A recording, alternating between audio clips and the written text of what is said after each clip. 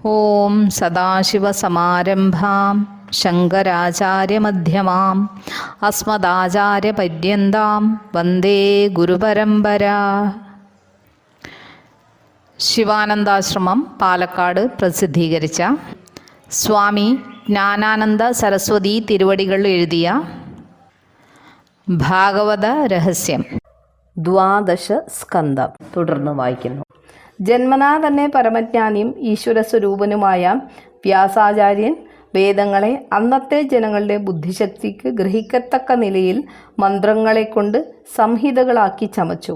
അനന്തരം തൻ്റെ ശിഷ്യന്മാരിൽ ബുദ്ധിമാന്മാരായ 4 ആളുകൾക്കായിക്കൊണ്ട് 4 സംഹിതകളെയും ഉപദേശിക്കുകയും അതതിൻ്റെ ആചാര്യത്വത്തെ കൊടുക്കുകയും ചെയ്തു.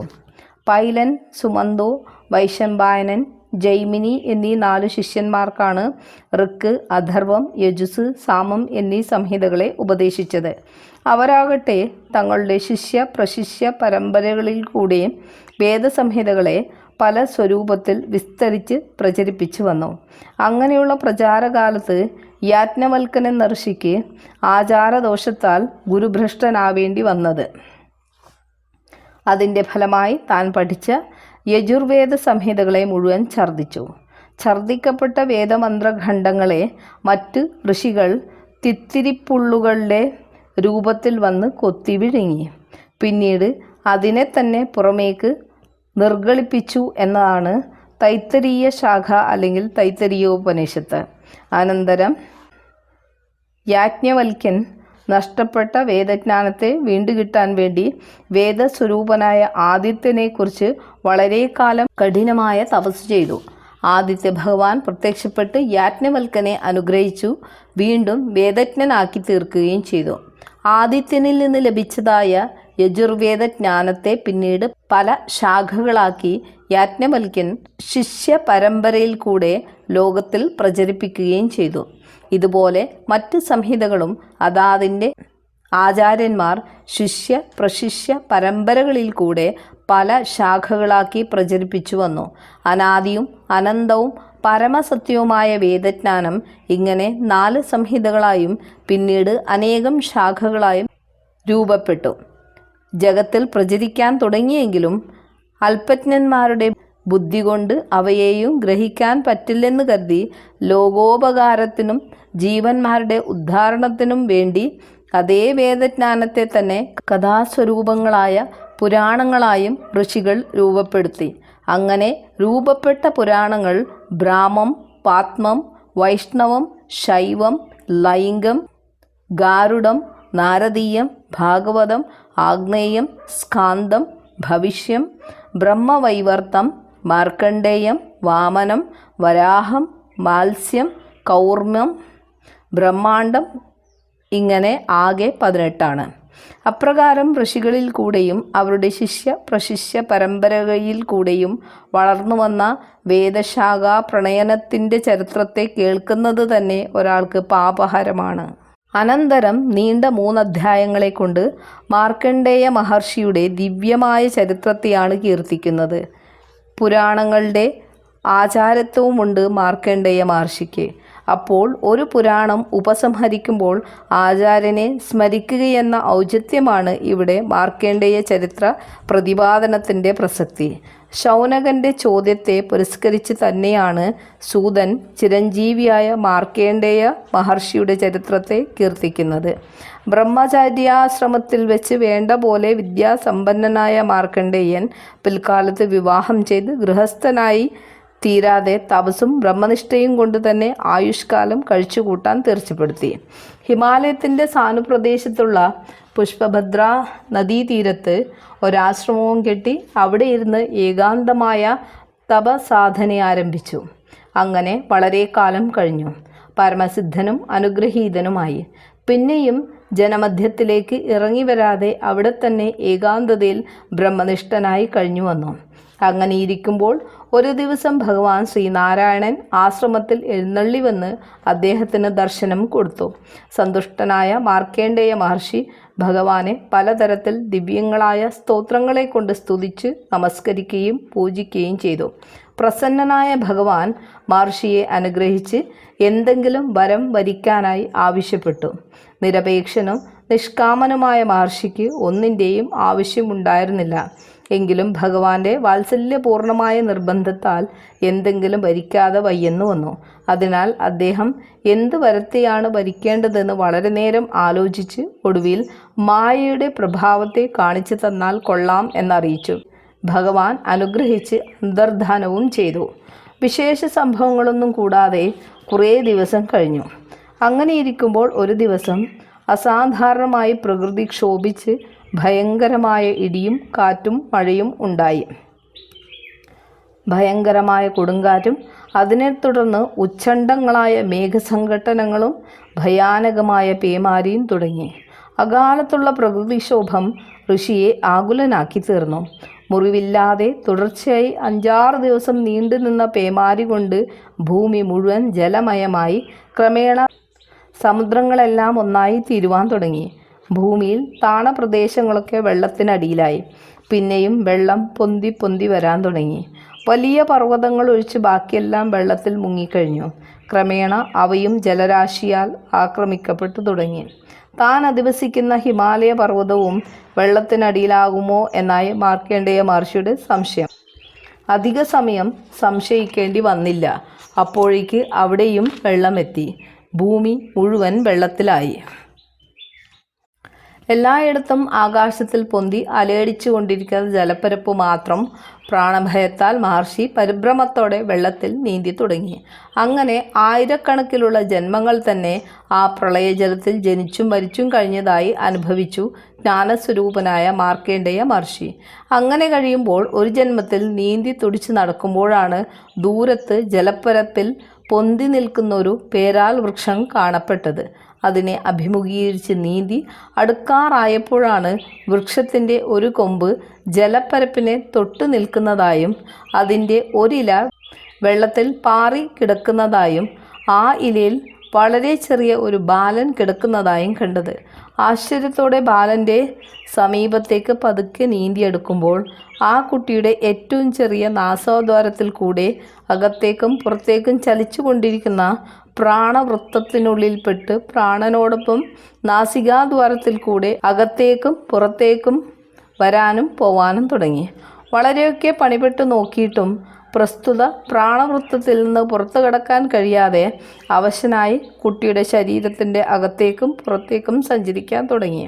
അകത്തെത്തുമ്പോൾ പ്രളയജലത്തിൽ ആണ്ടുപോയതായി താൻ കരുതുന്ന എല്ലാ ലോകങ്ങളെയും കാണും.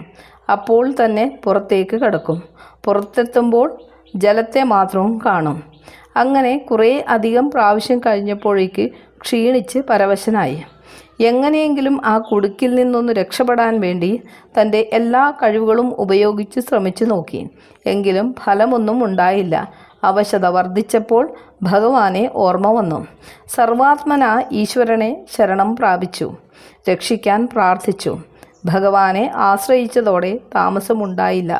ഉറക്കത്തിൽ നിന്ന് ഉണർന്ന പോലെ ഏതോ ഒരജ്ഞതയിൽ നിന്ന് ഉണർന്നു നോക്കുമ്പോൾ യാതൊന്നുമില്ല. അതുവരെ അനുഭവിച്ചതെല്ലാം വെറും സ്വപ്നം. പുഷ്പഭദ്രാ നദീതീരത്തുള്ള തൻ്റെ ആശ്രമത്തിൽ താൻ യാതൊരു കുറവുമില്ലാതിരിക്കുകയാണ്. മഴ പെയ്യലോ വെള്ളം കയറലോ എല്ലാം ജലത്തിൽ ലയിച്ച് പ്രളയമായി തീരലോ യാതൊന്നും സംഭവിച്ചിട്ടില്ല. അനുഭവിച്ചതെല്ലാം വെറും സ്വപ്നം മാത്രം. അപ്പോഴാണ് താൻ ഭഗവാനോട് അവിടുത്തെ മായ വൈഭവത്തെ കാണണം എന്നാവശ്യപ്പെട്ടതും അവിടുന്ന് അനുഗ്രഹിച്ചതും എല്ലാം ഓർമ്മ വന്നത്. ഈശ്വരൻ്റെ മായാ വൈഭവത്തെയാണ് താനിപ്പോൾ അനുഭവിച്ചതെന്നും ബോധ്യമായി. ആർക്കും ജയിക്കാൻ കഴിയാത്തതും ആരെയും അവശനാക്കി തീർക്കുന്നതുമായ ഭഗവാന്റെ അത്ഭുതകരമായ മായാ വൈഭവത്തെ ഓർത്തു വീണ്ടും ആശ്ചര്യപ്പെട്ടു. വീണ്ടും ആശ്രമത്തിൽ ആനന്ദഭരിതനായി കഴിഞ്ഞുകൂടി. അങ്ങനെ കഴിഞ്ഞു വരുമ്പോഴാണ് ഒരിക്കൽ ജ്ഞാനമൂർത്തിയായ ഭഗവാൻ ശ്രീ പരമേശ്വരൻ പാർവതി ദേവിയോടുകൂടി അവിടെ വന്ന് മഹർഷിക്ക് ദർശനം കൊടുത്തത്. സന്തോഷത്തോടും ചാരിതാർത്ഥ്യത്തോടും കൂടെ പാർവതി പരമേശ്വരന്മാരെ പ്രദക്ഷിണം ചെയ്ത് നമസ്കരിച്ച് ദിവ്യങ്ങളായ സ്തോത്രങ്ങളെ കൊണ്ട് സ്തുതിച്ച് സന്തോഷിപ്പിച്ചു. അനന്തരം ഒരിക്കലും മായയെ അറിയാതിരിക്കത്തക്ക നിഷ്കളങ്കവും സുദൃഢവുമായ ഭക്തിയുണ്ടാവാൻ അപേക്ഷിച്ചു. ഭഗവാൻ അനുഗ്രഹിക്കുകയും ചെയ്തു. പിന്നീട് ഒരിക്കലും അദ്ദേഹത്തിന് മായയെ കാണേണ്ടി വന്നിട്ടില്ല. ഭഗവത് ഭക്തി വർദ്ധിച്ച് ആനന്ദ നിർവൃതിയോടെ ജീവിതത്തെ നയിക്കുകയും ചെയ്തു. പാവനമായ ഈ ചരിത്രത്തെ സ്മരിച്ചാൽ തന്നെ ഒരാൾക്ക് മായാബോധം ഉണ്ടാവുകയില്ല. പിന്നീട് ഒരധ്യായം കൊണ്ട് തത്വങ്ങളെ താന്ത്രികാരാധനത്തിൽ എങ്ങനെ രൂപീകരിച്ചിരിക്കുന്നു എന്നും ദ്വാദശാദിത്യന്മാരുടെ സഞ്ചാരക്രമം എങ്ങനെയെന്നുമുള്ള 2 കാര്യങ്ങളെയാണ് ഉപന്യസിക്കുന്നത്. അടുത്ത ഒരധ്യായം കൊണ്ട് സംഗ്രഹത്തെ, അതായത് ഭാഗവതത്തിൻ്റെ പ്രഥമ ശ്ലോകം മുതൽ ഇതുവരെ പറഞ്ഞിട്ടുള്ള എല്ലാ കഥകളുടെയും പേരിനെ കീർത്തിക്കലാണ്. അത് കഴിഞ്ഞാൽ ഒരു ചെറിയ അധ്യായം കൊണ്ട് ഗ്രന്ഥത്തെ തന്നെ ഉപസംഹരിക്കലും ഉപസംഹാരാധ്യായത്തിൽ 18 പുരാണങ്ങളിലും ഒതുങ്ങിയ ശ്ലോകസംഖ്യയെയും പറയുന്നുണ്ട്. ഉപസംഹാരഘട്ടത്തിലും ശ്രീമദ് ഭാഗവതത്തിൻ്റെ മഹാത്മ്യത്തെ സാമാന്യമായി കീർത്തിക്കുന്നുണ്ട്. പാലിൽ നിന്ന് കടഞ്ഞെടുത്ത വെണ്ണ എന്ന പോലെ വേദങ്ങളാകുന്ന പാൽസമുദ്രത്തിലെ സാരസർവസ്വമായ തത്വരഹസ്യങ്ങളാകുന്ന വെണ്ണയാണ് ശ്രീമദ് ഭാഗവതം. അതിനാൽ ഹേയോപാദേയ നിയമങ്ങളില്ലാതെ ആർക്കും എപ്പോഴും അനുഭവിക്കാവുന്നതാണ്. ശ്രവണമാത്രം കൊണ്ട് തന്നെ എല്ലാ കന്മഷങ്ങളും നീങ്ങി ചിത്തശുദ്ധിയും ഭക്തിജ്ഞാന വൈരാഗ്യങ്ങളും കൈവരും. നിരന്തരമായ ഈശ്വരോപാസന കൊണ്ട് മാത്രമേ ജീവൻ്റെ വർദ്ധിച്ച കർമ്മവാസനകൾ അടങ്ങി ജ്ഞാനവൈരാഗ്യങ്ങൾ ഉണ്ടാവും. വർദ്ധിച്ച ഭക്തിജ്ഞാന വൈരാഗ്യങ്ങളെ കൊണ്ട് അനാദികാലമായി കട്ടപിടിച്ചു കിടക്കുന്ന അഹങ്കാരഗ്രന്ഥി പൊട്ടിച്ചിതറുമ്പോഴാണ് ഒരാൾക്ക് തന്നിൽ തന്നെയുള്ള ഈശ്വരൻ്റെ സാക്ഷാത്കാരം അനുഭവിക്കാറായി തീരുന്നത്. അതിനെ സാധിപ്പിച്ചിരുന്ന ശ്രീമദ് ഭാഗവതം നദികളിൽ ഗംഗ എന്ന പോലെയും ദേവതകളിൽ വിഷ്ണുദേവൻ എന്ന പോലെയും വൈദിക ഗ്രന്ഥങ്ങളുടെ മധ്യത്തിൽ സർവോത്കർഷേണ വർത്തിക്കുന്നു ശ്രീമദ് ഭാഗവതം.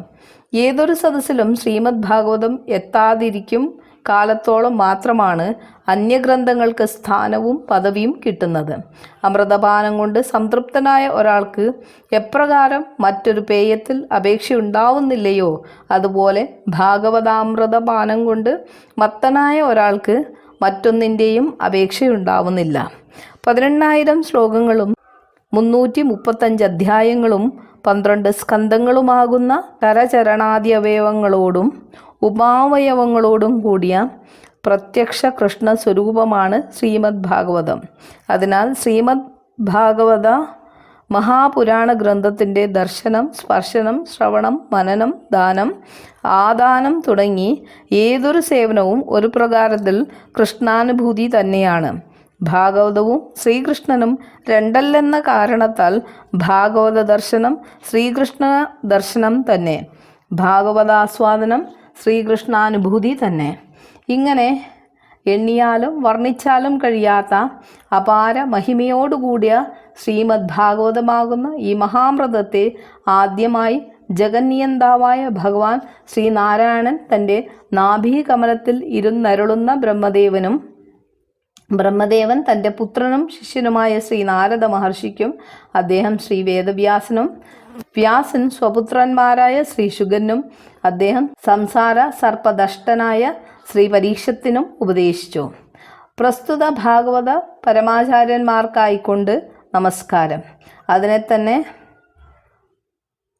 ലോമഹർഷണപുത്രനും വ്യാസശിഷ്യനുമായ സൂതൻ ശൗനകാദി ഋഷികളിൽ കൂടെ ഈ ലോകത്തിൽ മുഴുവൻ പ്രവഹിപ്പിച്ചു.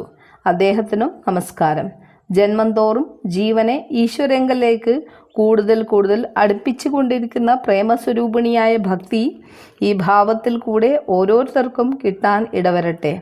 ആരുടെ തിരുനാമോച്ചാരണം സർവപാപങ്ങളെയും നശിപ്പിക്കുന്നുവോ, ആരുടെ തൃപ്പാദങ്ങളിൽ അർപ്പിക്കപ്പെടുന്ന സാഷ്ടാംഗ പ്രണിപാതം എല്ലാ മായാ ദുഃഖങ്ങളെയും നീക്കി പരമ കൈവല്യ സ്വരൂപമായ അമൃതാനുഭൂതിയിലേക്ക് ജീവനെ നയിക്കുമോ, ആ പരമപുരുഷനായ ഭഗവാൻ ശ്രീ ഹരിക്കായിക്കൊണ്ട് നമസ്കാരം. ഇങ്ങനെയാണ് ഭാഗവതം ഉപസംഹരിക്കപ്പെടുന്നത്. എത്രയോ ജന്മങ്ങളിൽ ആർജിച്ച സുഹൃത പരമ്പരകളെ കൊണ്ട് മാത്രമേ ഭാരതത്തിൽ മനുഷ്യനായി ജനിക്കാനും ഭാഗവതം വായിച്ച് ഭക്തനായി തീരാനും സാധിക്കൂ എന്നാണ് അഭിജ്ഞമതം. അങ്ങനെ സാധിച്ചവർ അനുഗ്രഹീതന്മാരും ചരിതാർത്ഥരുമാണ്. ഭഗവൻ മഹിമാ സ്വരൂപമായ ശ്രീമദ് ഭാഗവത മഹാഗ്രന്ഥത്തിൻ്റെ ഭാഗവത രഹസ്യമെന്ന രൂപത്തിലുള്ള ഈ പുതിയ ആവിഷ്കരണം കൊണ്ട് ഈ ലേഖകനും ചരിതാർത്ഥനാവട്ടെ. ഓം ശാന്തി ശാന്തി ശാന്തി.